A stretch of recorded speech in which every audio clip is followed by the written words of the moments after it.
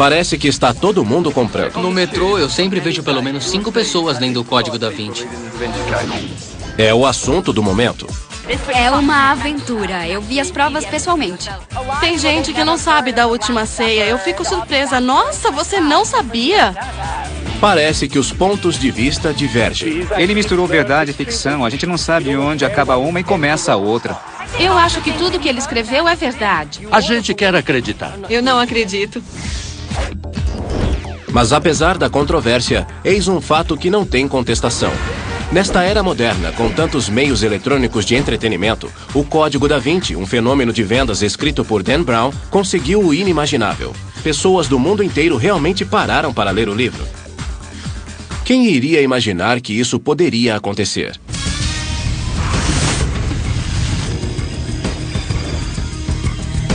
Da Vinci decodificado. Fato. O Código da Vinci vendeu mais de 25 milhões de cópias no mundo todo. Fato. A Igreja Católica ficou realmente abalada com a popularidade do livro.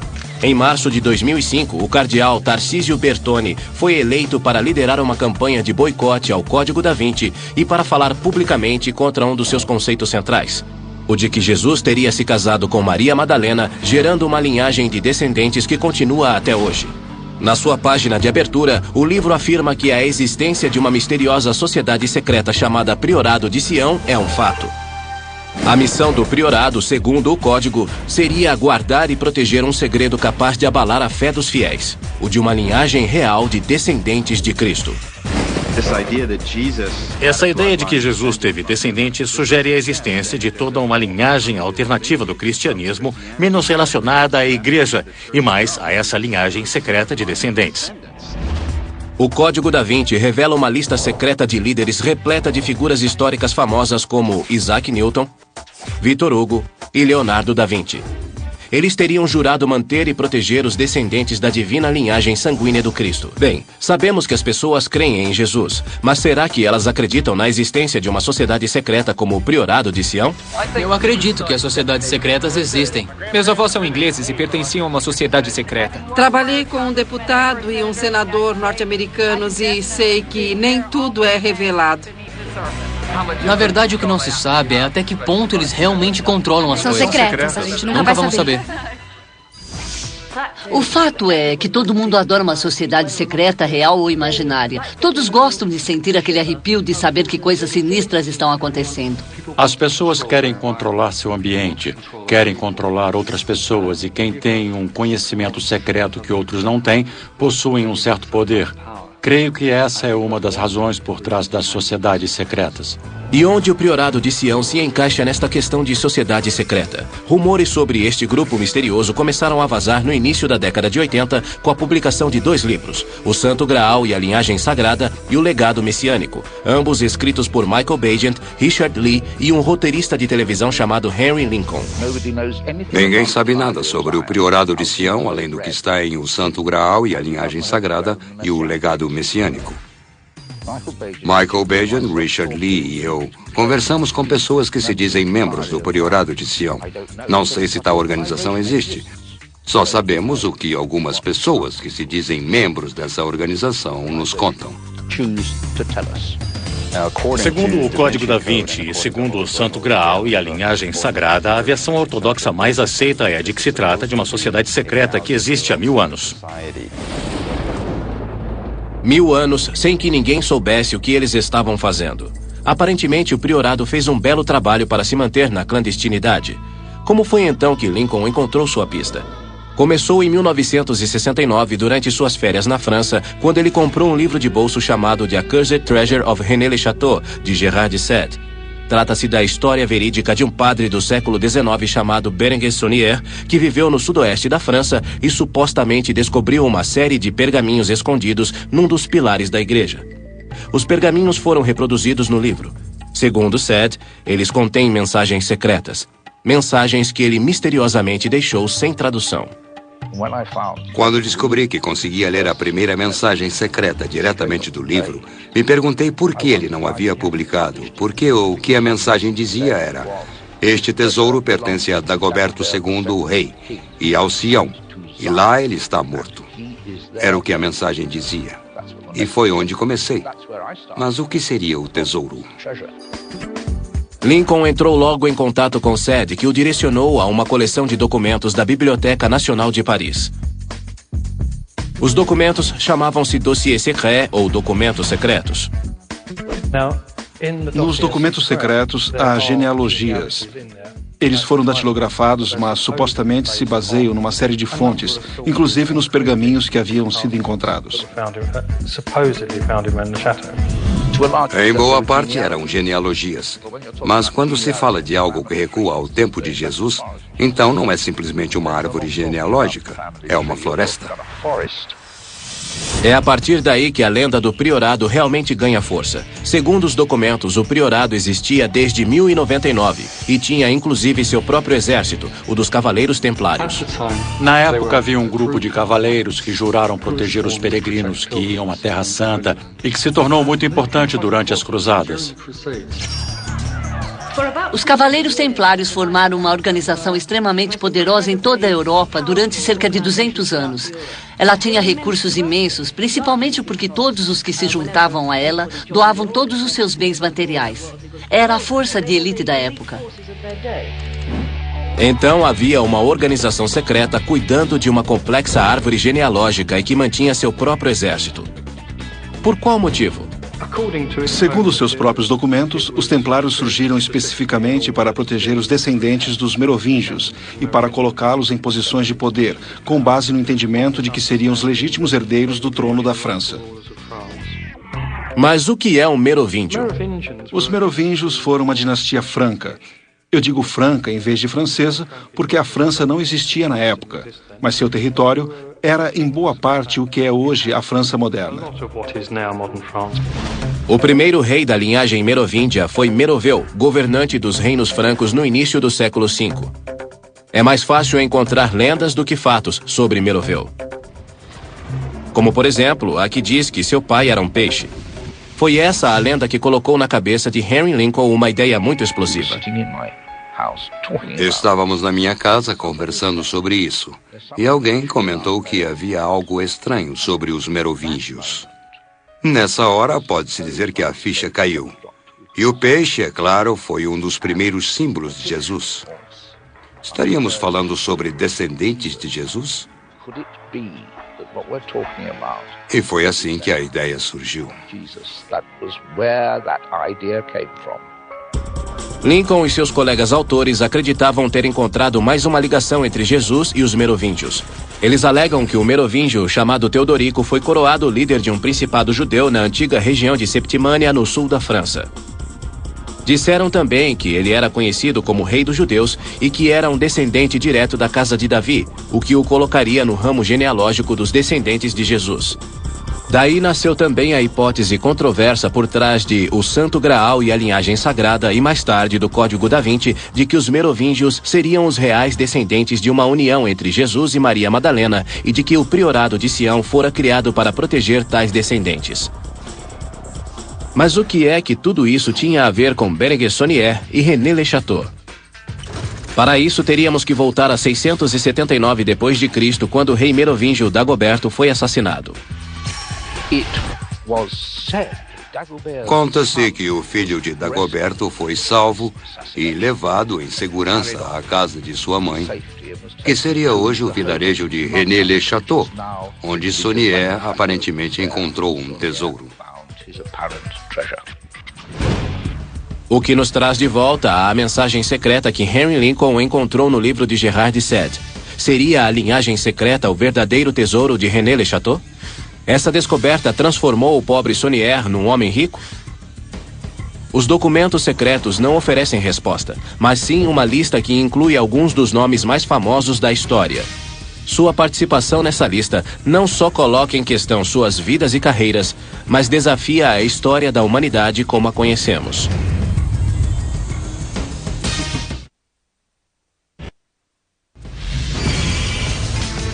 Alega-se que o priorado de Sião foi criado para proteger os descendentes de Jesus. Bom, qualquer sociedade secreta que se preze precisa de um líder com um bom plano para manter a atenção de todos concentrada no que interessa. Os documentos secretos dizem que no priorado de Sião, o manda-chuva era o Notonier, que em francês antigo significa navegador. Com o tempo, essa pessoa passou a ser conhecida apenas como Grande Mestre.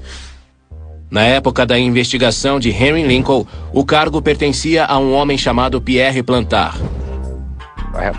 Tenho que admitir que o Sr. Plantard, que se dizia o Grande Mestre, era uma pessoa encantadora. Nós nos demos muito bem. Mas o nome de Plantard era apenas um numa longa lista que remontava a 1188.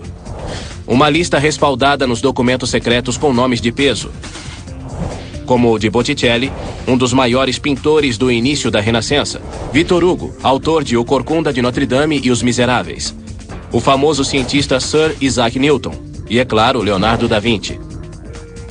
Esses, a maioria das pessoas conhece, mas alguns outros, como Jean de Saint-Clair ou Johann Valentin Andrea, provocam olhares perplexos.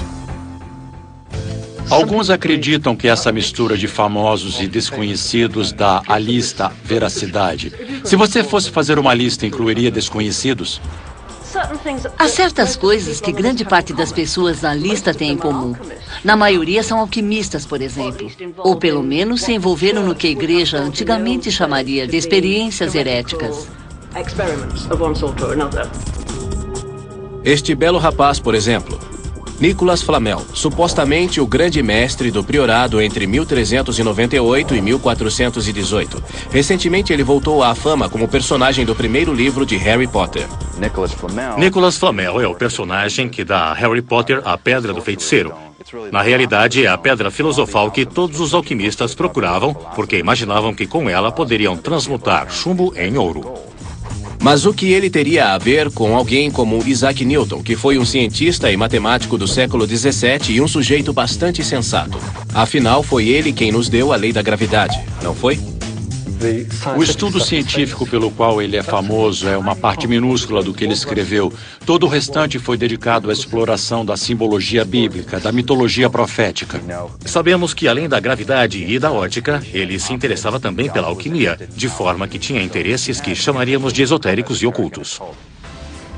Mas o nome da lista que nos interessa é Leonardo, claro. Até recentemente, o nome evocaria este rosto. Mas no século XV as coisas seriam ligeiramente diferentes. Vamos continuar chamando-o de Leonardo. Por quê? Porque os especialistas ficam aborrecidos quando ele é chamado de Da Vinci. Da Vinci, na realidade, refere-se à cidade de Vinci, onde Leonardo cresceu. Chamá-lo de Da Vinci é como dizer que ele é de Vinci. Em vez disso, as pessoas o chamam de Leonardo, que é o seu nome. Mas conseguiria esse famoso pintor e cientista dirigir uma sociedade secreta durante 9 anos, como alegam os documentos secretos? Ele nasceu nesta casa em 1452 como um intruso. Ele foi o fruto de uma relação extraconjugal entre um tabelião e uma camponesa. Enquanto ele estava crescendo, não teve acesso a muitas profissões porque era filho natural. Não poderia, por exemplo, ter sido advogado ou médico. Ele se mudou para Florença quando era rapaz e ingressou no ateliê de Andrea Verrocchio, que era um dos artistas e escultores mais proeminentes de Florença na época. Botticelli era outro aprendiz do mesmo ateliê, também na lista dos grandes mestres. A primeira grande chance de Leonardo ocorreu em 1472, quando ele pintou o Anjo da Frente e parte da paisagem no Batismo de Cristo de Verrocchio. Verrocchio teria dito que o trabalho de seu aluno era tão melhor que o seu, que ele jurou nunca mais pintar. A fama de forasteiro rebelde de Leonardo continuou crescendo. Em 1482, o abastado Duque de Milão contratou os serviços de Leonardo. Como o artista se revelava dotado em arquitetura, matemática, anatomia, engenharia e aviação, só para citar algumas áreas, o Duque o colocou para trabalhar pintando, esculpindo, criando festivais para a corte e construindo armas militares. De um lado, temos o Leonardo pacifista, e de outro, o que trabalhou como engenheiro militar para o Duque de Milão.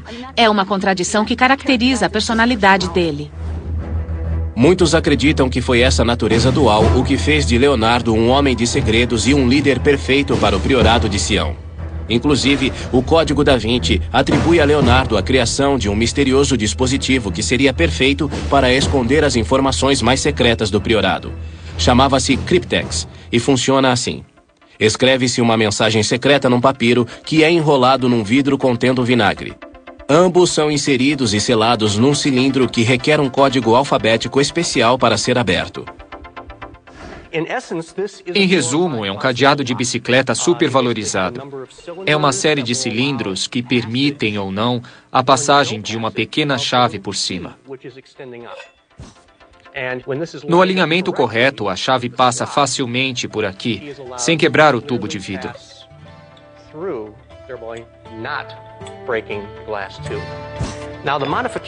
O que é diferente no Cryptex é que a chave é um pequeno braço articulado. A ideia é de que com um tubo de vidro lá dentro, quando a chavinha for empurrada, vai entrar e quebrar o tubo de vidro.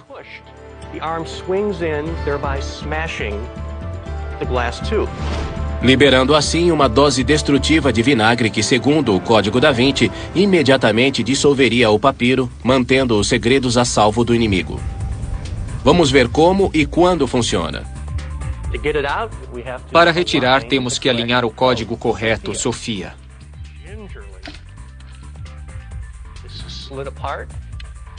Isso então sai com facilidade e encontramos nosso frasco de vinagre intacto, assim como a mensagem escrita no papiro. Ótimo, mas se você errar o código, o mecanismo vai quebrar o vidro? O vinagre vai dissolver o papiro? E será que Leonardo inventou mesmo um dispositivo assim? Agora vejamos se ele teria realmente salvado os segredos do priorado de mãos inimigas. Isso é o que acontece quando não se tem o código correto. Parece que começamos bem, mas... Quebramos o frasco de vinagre e o papiro ficou encharcado. O livro todo se baseia no fato de que se o Cryptex for aberto e o frasco de vinagre quebrado, o papiro será destruído. Bom, eis o papiro encharcado de vinagre, mas intacto. Este papiro está de molho no vinagre há 1 mês. Totalmente intacto. Água ras. Intacto. Ácido muriático. Afetou um pouco o papiro depois que ele ficou mais de 24 horas de molho. O Cryptex realmente é uma grande invenção, na imaginação de alguém. Eu queria informações sobre como fazer um Cryptex a partir dos desenhos do próprio Leonardo, mas eles não existem. Então Leonardo não estava escondendo segredos do priorado no Cryptex. Será que eles estariam ocultos na sua misteriosa escrita invertida? Já se especulou que um dos motivos, além do fato de ele ser canhoto, pelos quais escrevia na estranha criptografia de espelho, seria que ela funciona muito bem para ocultar ideias. Isso foi muito antes das leis de direito autoral, quando não se podia ter certeza de que a invenção não seria copiada. Mas onde estaria Leonardo escondendo os segredos do priorado? O Código da Vinci diz que uma das principais pistas pode ser encontrada numa das suas obras mais famosas, A Última Ceia. O afresco foi encomendado a Leonardo por um convento de Milão por volta de 1495. A imagem mostra o momento em que Jesus diz aos seus discípulos que um deles irá traí-lo. Todo mundo recentemente ouviu falar sobre o livro de Dan Brown, O Código da Vinci, e a comoção toda sobre as características um tanto femininas da figura de João. Características que levaram alguns a acreditar que essa figura seria, na realidade, a de Maria Madalena. De onde veio essa ideia? Se você já lia livros em 1997, pode ser que tenha folheado A Revelação dos Templários, dos pesquisadores Lynn Picknett e Clive Prince. Foi quando a teoria chegou pela primeira vez às ruas. Eu me lembro do momento em que olhei A Última Ceia e pensei, aquele discípulo ao lado de Jesus é uma mulher. Me contive, fui dar umas voltas no quarteirão. Voltei para olhar novamente e quanto mais eu olhava, mais me convencia de que era uma mulher, porque supostamente seria o jovem São João. Na posição em que está, ela forma uma das corcovas de um M, e me veio a ideia. É uma mulher e é a senhora M. E quem poderia ser essa senhora? Maria Madalena, é claro. E a teoria de Picknett tem alguma aplicação na vida real. Parece a última ceia e deve ser a última ceia, certo? Errado. Esta é uma cena do Desfile dos Mestres que acontece todo verão em Laguna Beach, na Califórnia, onde atores recriam obras de arte famosas. Pronto? Pose. Meu nome é Anthony Leste e faço Jesus Cristo. Meu nome é Cristina Melick e faço João, o bem-amado, papel que ganhou muito destaque com o Código da Vinci porque se acredita que é Maria Madalena pela forma como foi pintado. Nosso diretor de elenco teve muito dos mesmos desafios que Leonardo teve porque queremos recriar as imagens da forma que elas são mostradas na pintura original. Mas os 2,5 centímetros de maquiagem e a iluminação especial ajudam a esconder algum grande segredo? A ideia de que a figura de São João seja a de um personagem feminino não é completamente sem sentido.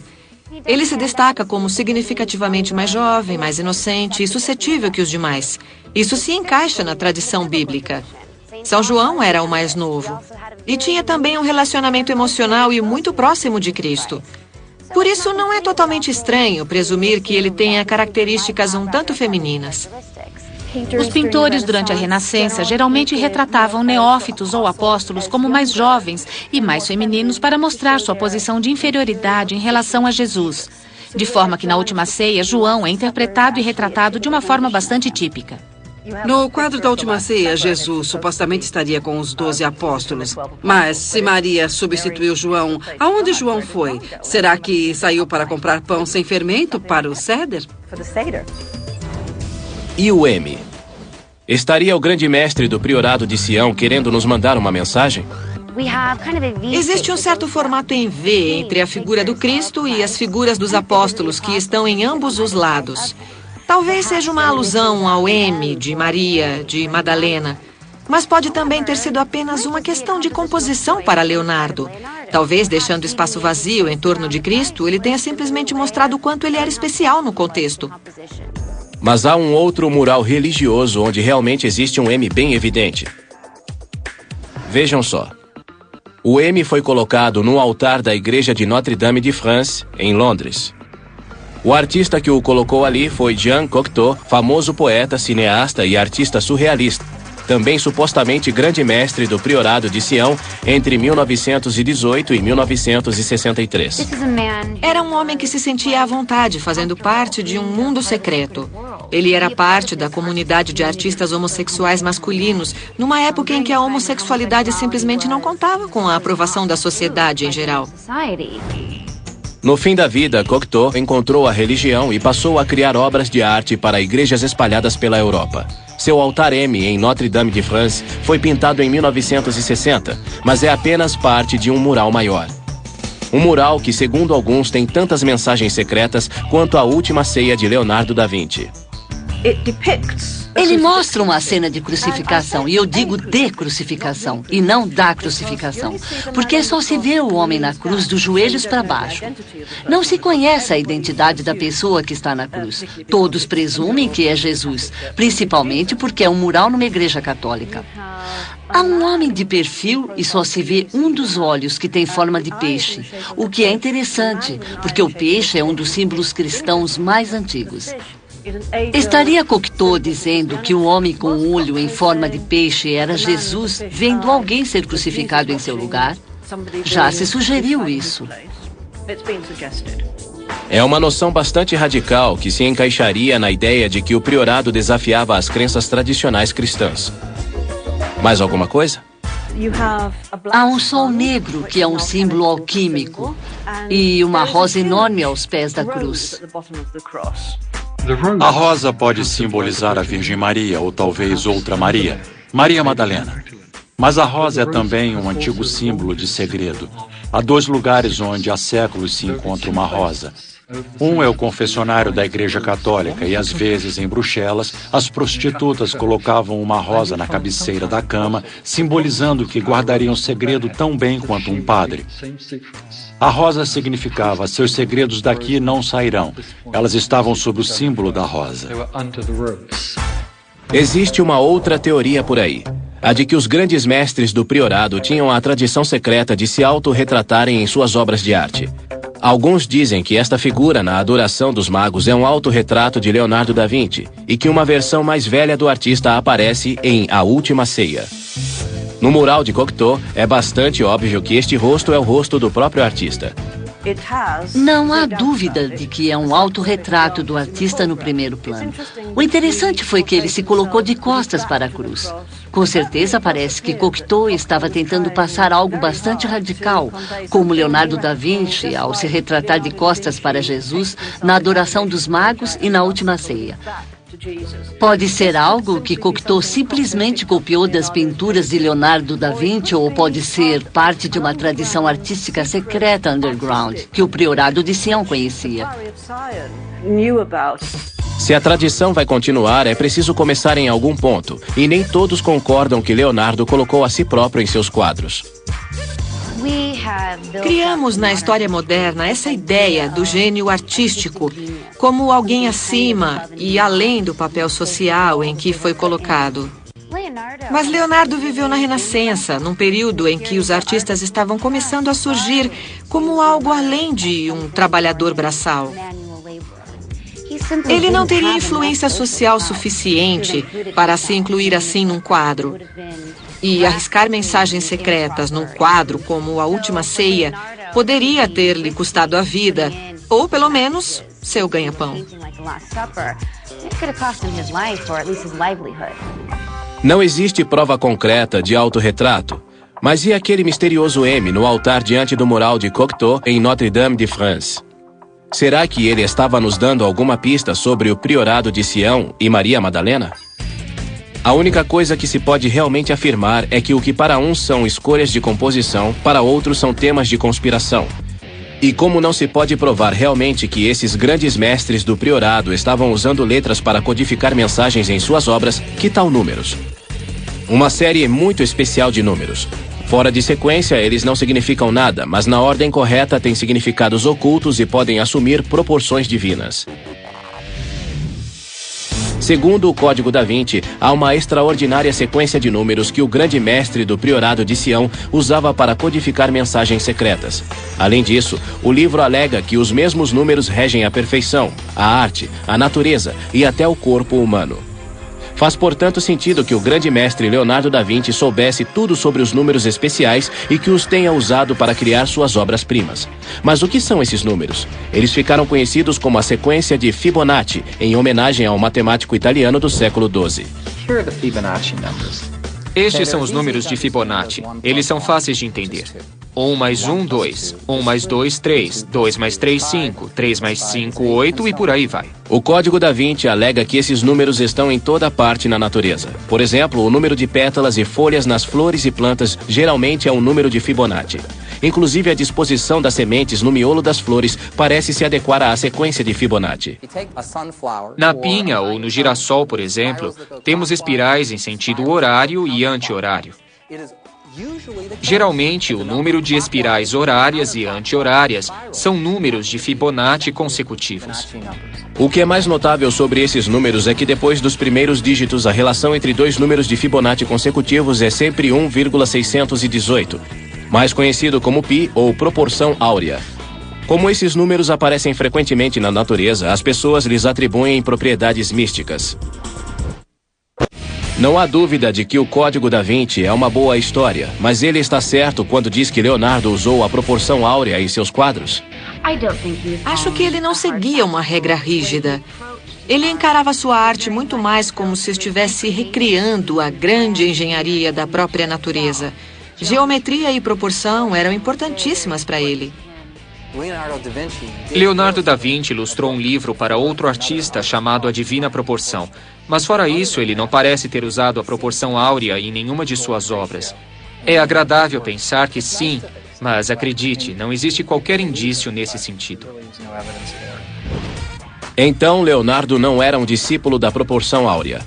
Provavelmente não ocultou mensagens subversivas na última ceia. Mas e a sua personalidade? Teria ele o requisito necessário para ser um grande mestre do priorado? Leonardo da Vinci era esquisito, ele era um gênio, o que não quer dizer que não era esquisito. Eu creio que ele sofria do transtorno do déficit de atenção. Ele começava as coisas e não conseguia terminar. Ele nunca terminou uma obra a tempo e metade de sua obra ficou inacabada. Ele era incapaz de programar seu tempo. Não conseguiu se organizar sequer para salvar a própria vida. Dá para imaginar alguém assim como o grande mestre de uma organização secreta.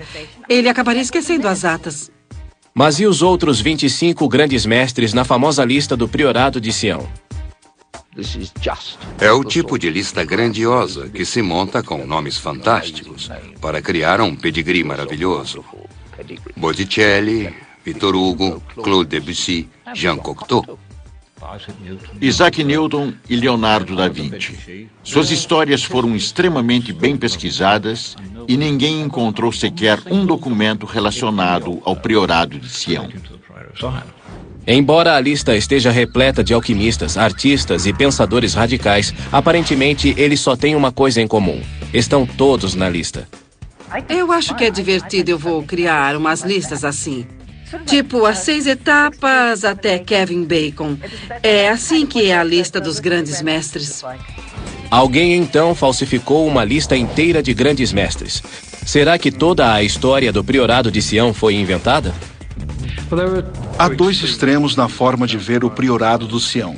Uma é a de que ele é o que dizem os documentos secretos, uma sociedade secreta que existe há cerca de 1000 anos e que está por trás de alguns dos acontecimentos mais importantes da história europeia. A outra visão é de que tudo é uma farsa. Seria o Priorado de Sião uma antiga organização que jurou proteger a linhagem de Jesus 1000 anos atrás ou uma farsa bem elaborada? Mostramos que a lista de grandes mestres do Priorado é no mínimo questionável. E que tal alguns dos outros documentos secretos? Principalmente informações dos pergaminhos codificados que o padre francês chamado Berenguer Saunier supostamente encontrou em René Le Chateau em 1891. Logo depois dessa descoberta, o padre se tornou misteriosamente rico. Saunier morreu em 1917 e o interesse na sua história aparentemente morreu com ele. Isso até o fim da Segunda Guerra Mundial, quando sua propriedade foi comprada por um homem de negócios chamado Noel Corbu. Noel Corbu resolveu transformá-lo num hotel. O problema é que René Le Chateau fica no topo de uma colina, a quilômetros de lugar nenhum. Ele teve que fazer alguma coisa para atrair os hóspedes. Em janeiro de 1956, Noel Corbu deu uma entrevista a um jornal da cidade. Ele descreveu como Saunier encontrou o tesouro. Os visitantes vieram e o hotel ganhou rios de dinheiro. A notícia chegou aos grandes jornais, a história toda foi divulgada. Noel Corbu inventou a história, sem a menor dúvida. De que outra forma o padre teria arranjado todo aquele dinheiro? A maior parte do dinheiro veio de um esquema que ele mantinha de rezar missas para os mortos. Existem provas de que ele era pago para rezar centenas de missas por dia. Apesar disso, a lenda de Saunier e seu tesouro foi crescendo com o passar dos anos, e um misterioso cavalheiro começou a visitar René Le Chateau no início da década de 1960. Seu nome? Pierre Plantard. Parece familiar? Vamos voltar o programa 20 minutos atrás e vocês vão se lembrar. O Sr. Plantard de Saint-Clair alegou que seria o grande mestre do Priorado de Sião. Plantard foi o homem que se apresentou como grande mestre do priorado no início das investigações de Henry Lincoln. Mas quem seria esse sujeito? Sabemos que ele nasceu em Paris em 1920 e que era filho de um criado. Ele teve sonhos de grandeza a vida toda, sempre montando sociedades e organizações. Como a Ordem de Cavaleiros que ele criou na década de 1940, chamada Alpha Galatis, ou outra registrada em 1956, chamada, adivinha o quê? Priorado de Sião. Ele vivia em Annemasse, próximo à fronteira da Suíça, onde há uma pequena colina chamada Sion, e é praticamente certo que ele tenha tirado inspiração para o Priorado de Sião dessa colina próxima de onde morava. A ideia era fazer uma campanha em prol de moradias baratas naquela região da França onde ele morava. Mas a coisa se desenvolveu porque Plantard tinha certas fixações e criou sua própria genealogia. Ele acreditava que conseguiria remontá-lo aos reis merovingios da França. E para prová-lo, criou uma série de gráficos genealógicos que o ligavam à linhagem real da França. Os documentos em si são bastante extraordinários porque foram manuscritos com stencil. E ele deve ter levado meses para desenhar as árvores genealógicas, os brasões. Incrível mesmo. Quando visitou René Le Chateau no início da década de 1960, Plantard achou que os misteriosos pergaminhos de Saunier seriam um grande acréscimo à miscelânea e pediu ajuda ao seu velho amigo, o produtor de rádio Philippe de Chérizy. Ao que parece, Philippe de Chérizy adorava uma piada. E quando Plantard pediu sua ajuda, ele simplesmente achou que seria divertido. É provável que ele tenha sido a pessoa que criou boa parte dos jogos intrincados do Priorado de Sião. Parece que os pergaminhos codificados foram obra dele. Informações do pergaminho codificado com pistas sobre Dagoberto II, o rei merovingio, e seu tesouro escondido foram mescladas às histórias e árvores genealógicas de Plantard e batizadas de documentos secretos. Na década de 60, eles apareceram na Biblioteca Nacional da França, um lugar estranho para se esconder documentos secretos. Se eu quisesse esconder documentos secretos, jamais os colocaria numa biblioteca e não os chamaria de documentos secretos. Eu os chamaria de ideias para a compostagem. Quando estavam montando todos os documentos, Plantard e Chérizy se juntaram a mais um colega, Gérard de Sade. Lembram-se dele?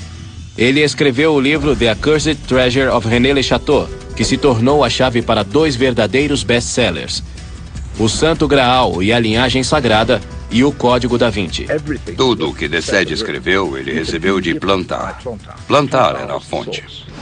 E isso inclui os pergaminhos codificados de Berenguer Saunier, reproduzidos no livro de Sade, que foi o que primeiro chamou a atenção do autor de O Santo Graal e a Linhagem Sagrada, Henry Lincoln, colocando-o na pista do tesouro de Saunier e levando-o finalmente ao Priorado de Sião. Já na primeira reunião que tive com ele, Plantard me chamou de lado com seu fiel escudeiro, Philippe de Chérizy, e de repente ele disse: falando nisso, os pergaminhos são forjados por ele. E apontou para Chérizy, que ficou meio surpreso e sorriu. Depois, mudou de assunto. Todo bom conspirador sabe que um sorriso enigmático mantém as pessoas interessadas, e essa é praticamente a única coisa que se pode fazer quando se trata dos motivos de Plantard e seus conspiradores do Priorado. Sabemos que Plantard queria ser rei, mas o que de Sade ou de Chérizy tinham a ganhar com tudo isso? Os dois têm um passado ligado ao surrealismo. O surrealismo quer, em resumo, subverter as normas da cultura. Gérard de Sade esteve envolvido com 2 organizações surrealistas. E temos de Chérizy, que era membro do Colégio de Patafísica. Patafísica é a ideia central do surrealismo, a de que se pode criar uma realidade imaginativa que, em alguns casos, se torna mais real que a própria realidade. Eles chegaram aonde queriam. Principalmente quando o Código da Vinci declara que a existência do Priorado há mais de 1000 anos é um fato. E isso incluiria sua lista de grandes mestres e o último nome dessa lista, um dos surrealistas mais conhecidos de seu tempo, Jean Cocteau. Supostamente, entre 1918 e 1963, Jean Cocteau foi o grande mestre do Priorado de Sião, um nome estranho para constar nessa lista. Mas creio que há um motivo importante pelo qual ele está lá, e que é o de estabelecer a ligação da organização com o surrealismo. Então, vários surrealistas fizeram uma piada histórica. E se foi isso, quem foi o alvo? Henry Lincoln? Creio que hoje as pessoas dizem que quando descobri a história, fui atraído para o mundo do Sr. Plantard e o Priorado e enganado por eles. Conversa. Já deixei claro que não acredito em nada. A única coisa original na hipótese de o Santo Graal e a linhagem sagrada foi a descendência de Jesus. Não importa se é verdade ou não. O que importa é que, aparentemente no passado, havia quem acreditasse que isso era verdade. Quando a hipótese de Lincoln chegou ao público, o Priorado de Sião acabou gerando algo ainda maior e assumindo proporções que o próprio Pierre Plantard não conseguia controlar. Em 1982, sua história e sua linhagem merovingia foram incorporadas ao best-seller O Santo Graal e a Linhagem Sagrada. O conto do Priorado de Sião vem a público pela primeira vez, com alguns toques adicionais para os quais o próprio Plantar não estava preparado. A teoria mais famosa para o motivo pelo qual os merovingios eram considerados tão importantes seria sua descendência de Jesus. Isso deixou Plantar horrorizado. Ele achou um sacrilégio e negou tudo. Ele não tinha nada a ver com aquilo. Ele ficou revoltado por ter sido usado dessa forma. Se afastou do priorado e mais tarde admitiu que ele próprio havia criado os documentos. Pierre Plantar morreu em fevereiro de 2000. Mas embora o Priorado de Sião não tenha sido criado para guardar o casamento secreto entre Jesus e Maria Madalena, muitas outras teorias sobre seu objetivo continuam surgindo. Tudo parece indicar que o Priorado de Sião não existia antes de 1956. Mas ele funcionou como fachada de outras sociedades, para que estas pudessem fazer certas coisas. E o que mais se destaca, por estranho que pareça, são os movimentos pela União Europeia. Os que ainda procuram uma boa conspiração do Priorado de Sião terão muito o que encontrar. Julgando pelo número de turistas que viajam à Europa atualmente inspirados pelo Código da Vinci, parece que muita gente adoraria descobrir alguma trama secreta do Priorado. E o principal lugar para encontrar pistas do cálice sagrado é o Museu do Louvre, em Paris. Atualmente as pessoas vêm visitar o museu com a ideia específica de olhar os quadros de Leonardo da Vinci por causa do livro e das ideias que ele evocava. Alguns vêm visitar o Louvre trazendo uma cópia do Código da Vinci. Outro ponto turístico preferido de Paris é a Igreja de Saint-Sulpice, onde os fãs do código vêm verificar o marcador de bronze no piso. Seria realmente a mítica linha rosa que o livro descreve? Uma pista-chave na caçada ao Priorado? E será que ela teria origens pagãs? A data é claramente 1743, de forma que ela não é um vestígio de antiguidade como o Sr. Dan Brown alega. Mas quem sabe ele não consegue ler números romanos. O livro também alega que esta linha é o primeiro meridiano original, marcando a longitude zero. Uma chave para os cálculos de geógrafos e cientistas na hora de mapear e medir o mundo. Na realidade, essa fita metálica no chão é um instrumento astronômico chamado gnomo.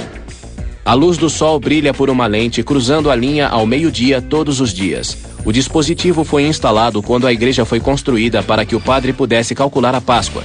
Mas 25 mil pessoas por ano ainda tentam seguir a mítica linha rosa e acabam 640 quilômetros ao norte de Londres, na capela de Roslin, onde esperam encontrar por si mesmas se o Priorado de Sião está escondendo segredos sobre a descendência de Jesus e Maria Madalena. Muita gente agora vem a Roslin por causa do Código da Vinci. E algumas levam o livro a sério demais. Outras perguntam por onde, na capela, a linha rosa passa, como se fosse uma coisa física. Parece fácil transformar Roslin em linha rosa, não é? A palavra Roslin vem de duas outras que significam precipício íngreme e corredeira. É uma expressão geográfica. Muita gente acha que encontrou sua própria saga nas páginas do Código da Vinci e que está numa cruzada para denunciar ou defender o livro. Eu acredito que o livro tem argumentos muito fortes e dá o que pensar. Muitas pessoas querem acreditar que Cristo era casado. Para quem acredita que Peter Pan existe, isso faz sentido. Pessoas dos dois lados estão ficando exasperadas. Mas honestamente, o que é que isso tem de errado? Abriu todo um foco de interesse que não pode ser ruim. Acho que qualquer coisa que faça as pessoas quererem viajar e aprender tem muito valor. Eu só não aceitaria uma obra de ficção como verídica. A verdadeira jornada deve levar a uma religação com os fatos históricos. Se você está segura das suas crenças, pode ler o que quiser. E vai, inclusive, despertar o desejo de aprender mais. É correto questionar a história, que às vezes se revela pura ficção, o que nos diz que as lendas e os mitos não morreram. Não se esqueçam de que com todas essas teorias sobre Jesus, Maria Madalena e sociedades secretas por aí, há um fato que ninguém contesta. Todo mundo gosta de uma boa história. Às vezes uma boa história é melhor que a verdade. Na maioria das vezes. Dentro de 20 anos, alguém vai escrever alguma outra coisa com um outro enfoque e todos vão se empolgar novamente, de forma que a história não termina. O que não se pode é acreditar em tudo. Cada um tem que comprovar por si. Versão brasileira, DPN Santos.